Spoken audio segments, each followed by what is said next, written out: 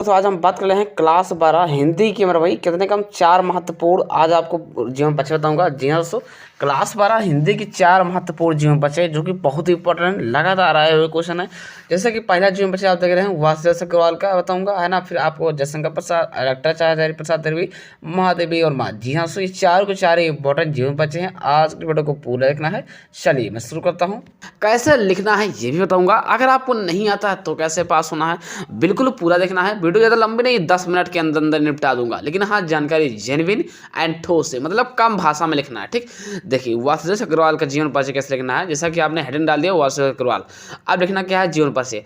अब आंसर क्या लिखना है कि वासुदेव शरण अग्रवाल का जन्म सन 1904 ईस्वी में मेरठ के जनपद खेड़ा नामक गांव में हुआ था। कुछ लिखो चाहे लिखो, लेकिन ये जरूर लिखना है कि वासुदेव अग्रवाल का जन्म 1904 ईस्वी में मेरठ के जनपद खेड़ा नामक गांव में हुआ था, क्योंकि जो मास्टर रहता है, जो टीचर रहता है, उसका नजर यहीं पर जाता है कि जन्म कहाँ होता और किस सन में होता। ठीक, जिसे देखेगा 1904 मेरठ के जनपद खेड़ा नामक गांव में हुआ था। अब समझ जाएगा हाँ ये बंदा सही लिखा है। हाँ एक चीज़ और ध्यान देना है कि राइटिंग अच्छी होनी चाहिए, ठीक, उससे और कुछ अलग बेहतर होता है। इनके माता पिता लखनऊ में रहते थे, अतः इनका बचपन लखनऊ में व्यतीत हुआ। जो है ना, इनका बचपन लखनऊ में व्यतीत हुआ।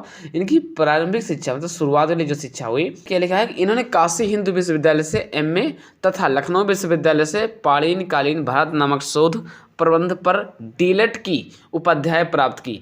भारतीय संस्कृति को पुरातत्व का यह महान साहित्यकार का सन 1967 ईस्वी में निधन हो गया। तो क्या लिखना है, आपको हेडिंग डालना होगा साहित्यिक परिचय। साहित्यिक परिचय का हेडिंग आपने डाल दिया। अब इसके अंदर लिखना है कि वासुदेव अग्रवाल सन 1904 से, है ना, 1967 भारत के इतिहास, संस्कृति, कला एवं साहित्य के विद्वान थे, है ना। साहित्य अकादमी पुरस्कृत हिंदी गद्यकार हैं। स्वतंत्रता के बाद दिल्ली में स्थापित राष्ट्रीय पुरातत्व संग्रहालय की स्थापना में इनका प्रमुख योगदान है। इतना योगदान था, योगदान है। इतना करने के बाद अब आपको क्या करना है, प्रमुख रचनाएं लिखना है। उसको चलो देख लेते हैं। लेकिन आपको हेडिंग डालना होगा प्रमुख रचनाएं। प्रमुख रचनाएं में क्या लिखना है, इनकी प्रमुख रचनाएं निम्न हैं। इनकी जो प्रमुख रचनाएं हैं क्या है, निम्न है। पहला रचनाएं जो है, जो कि काफ़ी ज़्यादा पॉपुलर है, जैसे पृथ्वी पुत्र। दूसरा नंबर क्या है, कल्पलता। तीसरा नंबर क्या है, कला और संस्कृति। चौथा नंबर क्या लिखा है कि पाणिनि कालीन। और पाँचवा नंबर क्या लिखा है, भारतवर्ष।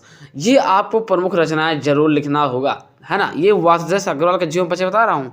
चलिए अब जीवन परिचय नंबर दूसरा आया है, उसको देख लेता हूँ। दूसरा जीवन परिचय क्या है, डॉक्टर आचार्य हजारी प्रसाद द्विवेदी जी का जन्म। देखिए ये रहा। आपको हेडिंग का मतलब ऊपर लिखना क्या है, डॉक्टर हजारी प्रसाद द्विवेदी।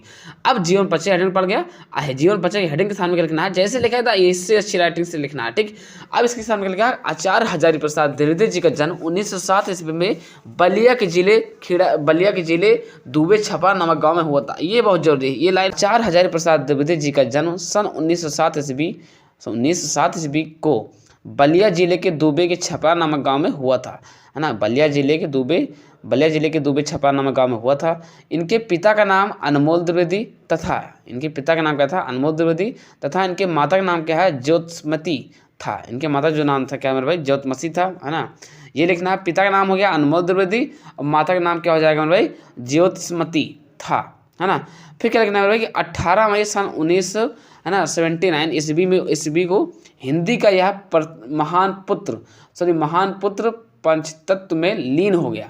इतना आपने लिख दिया। चलिए अब इसके बाद आपको क्या करना है, हेडिंग डालना होगा साहित्यिक परिचय। चलिए इसको देख लेते हैं। अब हेडिंग डालना है साहित्यिक परिचय। अब इसके बाद क्या लिखना है, आचार्य हजारी प्रसाद द्विवेदी का साहित्य जीवन, हिंदी का साहित्य के अंतर्गत आलोचना तथा निबंध के क्षेत्र में अविस्मरणीय योगदान है। 1930 ईस्वी में काशी हिंदू विश्वविद्यालय से ज्योतिषाचार्य का उपाध्याय तथा 1949 ईस्वी में लखनऊ विश्वविद्यालय से डीएलएड की उपाध्याय प्राप्त की। ये रहा साहित्यिक परिचय। मैं जो बता रहा हूँ ना बहुत सटीक मतलब जैसे आसान बच्चे के लिए आप तैयार कर लो। अगर किताब पे जाते हो, क्वेश्चन बैंक पे जाते हो, काफ़ी कठिन हो सकता है। ये जो बता रहा हूँ ये आपको तैयार होना चाहिए। ये सब जीवन परिचय कम से कम आपको आते रहने चाहिए, इसमें कोई शंका नहीं होना चाहिए, आपको आना चाहिए।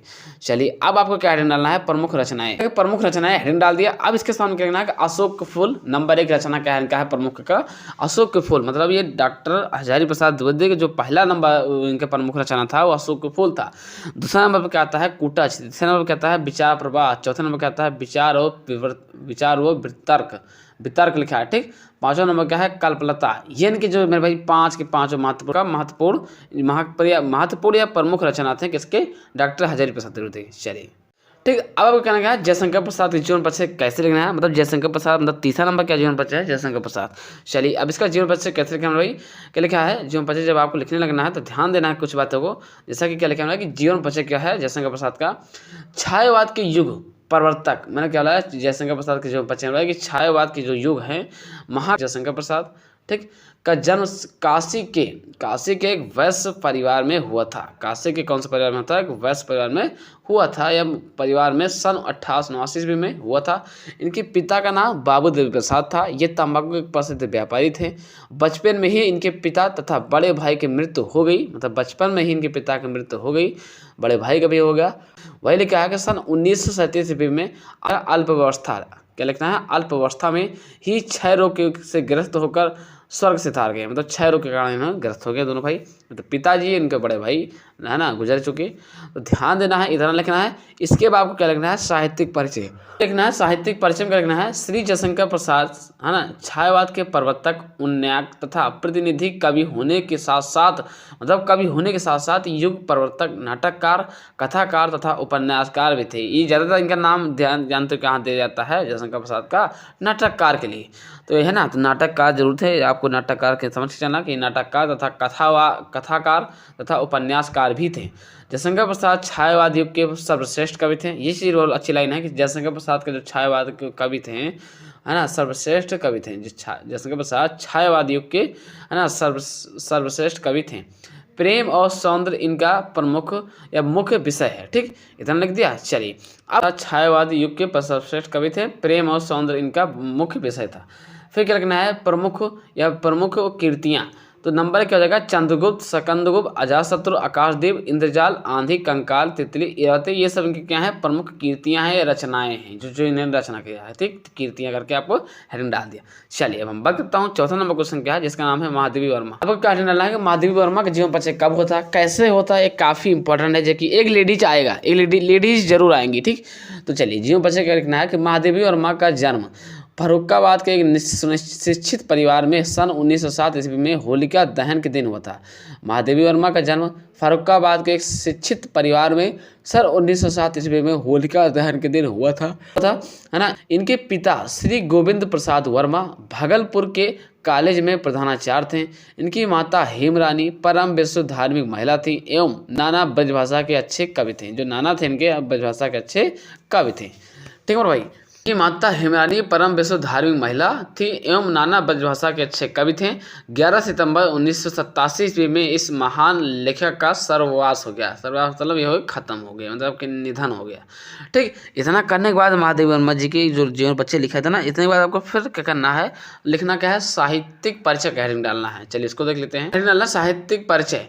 अब इसमें क्या करना है कि वहाँ महादेवी वर्मा जी है ना, फिर क्या लिखना है कि महादेवी वर्मा जी साहित्य और संगीत के अलावा चित्रकला में भी रुचि रखती थी या रखती हैं। इनकी साहित्यिक साधना के लिए भारत संस्कार ने इन्हें षष्ठ भूषण से सम्मानित किया। इन्हें है ना ग्रंथ यामा पर भारतीय ज्ञानपीठ पुरस्कार प्राप्त हुआ।